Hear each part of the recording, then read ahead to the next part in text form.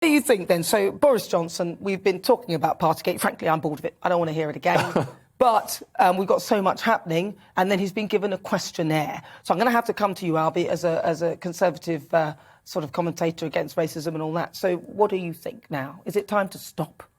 No, I don't think it's time to stop for two reasons. The first reason is that I completely understand there are a lot of other things going on, both domestically and internationally at the moment. We've got the cost of living crisis here at home, and abroad, of course, we've got the situation in Ukraine, which is really quite concerning to see how that's escalated so quickly. And now the Foreign Office has said people should leave whilst commercial routes are still available.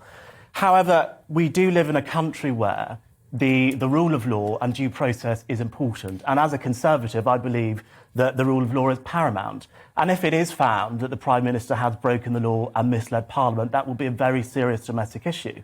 And I guess you just have to ask the question, do you want to live in a country where it's OK for our leaders to break the law? But the laws, come on, let's be honest. I mean, the laws were so vague. I mean, he may well have, I slightly believe that he probably thought he wasn't having a party, because in some of them where he thought he was in the office, it might not have been. I'll be honest, I was a little bit confused at that time as well, and so were so many. And you know that he has lots of civil servants who actually make the rules. I know it's not good enough. Well, yeah, but he made the rules. He made the laws. Yeah, but have you not noticed? How can you not know your own laws? Well, I'm sorry, but they were really complicated, and but they sure. were complicated. Even they were getting them wrong. But look, OK, so this is like trial by media, though. What about the Zoom picture, right?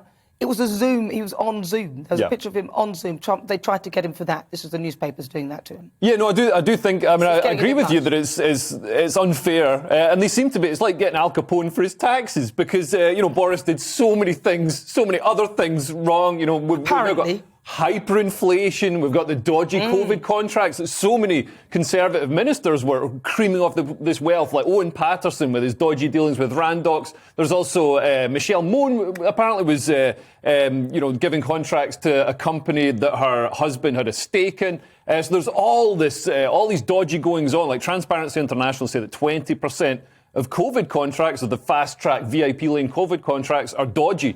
So it's probably more than that. We don't know the full extent of it. So some of the things, so we know that we need clarification. Yes, but yes, they did. So that's billions of pounds of taxpayers' money being funneled into the pockets of. Yeah, it's ridiculous. So to be going after him for having an after-work drink, because we've got to remember that the cabinet and Boris and the civil servants had to work through lockdown. There was a busy time for them. They had to come up with all these, pretty ridiculous rules. And I think that the people who made the rules knew that they were ridiculous, so I understand why they broke them. But it is a bad look when you impose laws on everyone else, and a lot of the country just followed them like sheep. Well, people say they followed them, and they probably think they followed them to a T. But a lot of people broke the rules unknowingly as well.